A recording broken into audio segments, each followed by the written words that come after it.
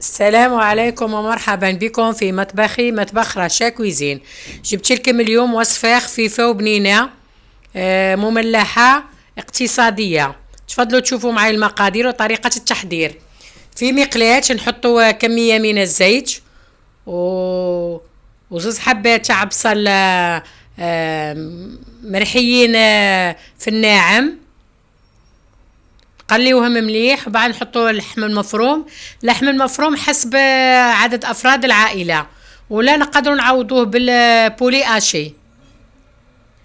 ومن بعد نحطوا التوابل، شويه توم، شويه ملح، فلفل كحل، الكركم، لفاح، ونحطوا ملعقه طماطم والفلفل احمر، ونغطيوها ونخليوها طيب. من جهه خلاف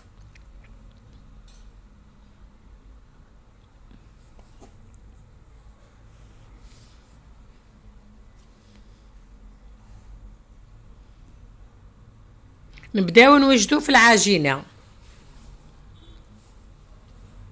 نحكمو ريسيبيون، نحطو كاس حليب دافي، الكاس تاع 220 مليلتر، ونحطو ملعقة كبيرة سكر وملعقة كبيرة خميرة، ونحكمو نخلطوها مليح بالفوي اليدوي، ونغطيوها ونخليوها ترتاح مدة 10 دقائق.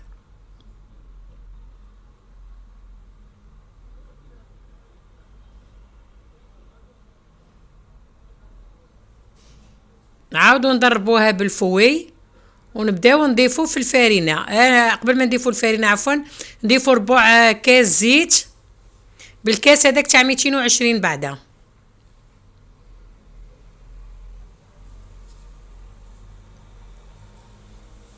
نضيفو الفارينة الكاس الاول، ونزيدو الكاس الثاني، روحوا حتى الكاس الثالث. هنا حسب الفارينة، كانت تدي 2 كيسان ونص، كانت تدي 3 كيسان.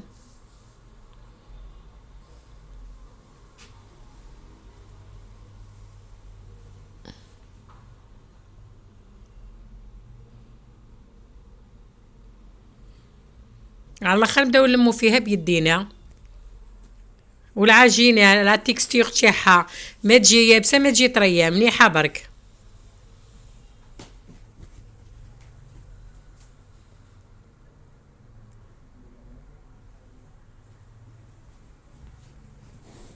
ها كيما قاعدين تشاهدوا فيها، خليوها تروبوزي. العجينه تجي مليحه وخفيفه، تقدر دير بها اي مملحه.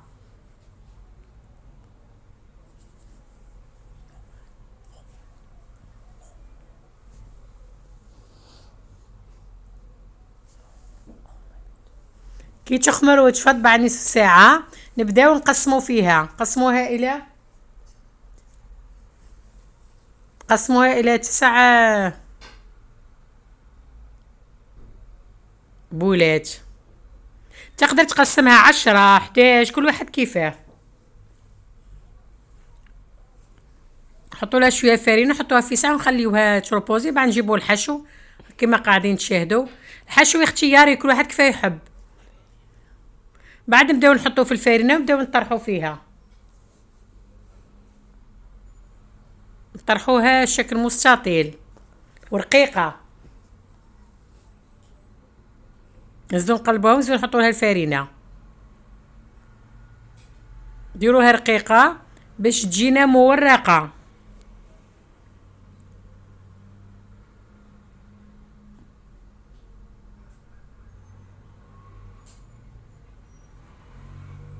بعد نبداو نحطوا الحشو. هذه المملحه سهله وبنينه وتوالم شهر رمضان معدم. ربي يدخلوا علينا بالصحه والراحه. حطوها في عينيكم.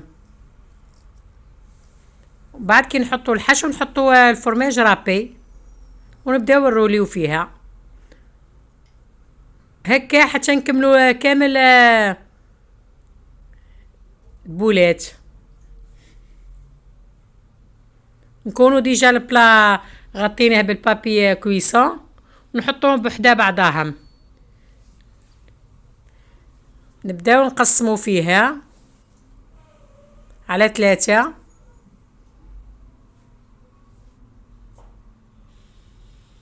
جربوها ما راحيش ندموا عليها. من بعد نبداو ندهنوها بالبيض اللي كنا ضفنا له شويه قهوه.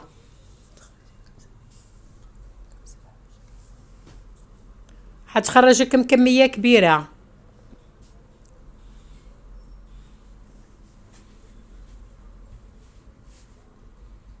ونزيدوا لها الجلجلانيه ولا سينوج ولا كل واحد وش يحب يحط.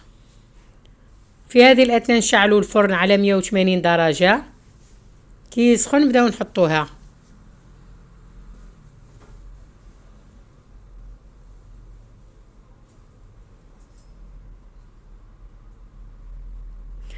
ولا حابينها بزاف جربوها ما راحيش ندموا عليها. هاو كيما قاعدين تشاهدوا فيها. ما تنساو الشابوني وديروا لي جيم ودعموا القناة. هاو كيما قاعدين تشاهدوا فيها. دوك نقسم الكعبة وتشوفوها. ها هي تعبر على نفسها. ها شهية طيبة والسلام عليكم.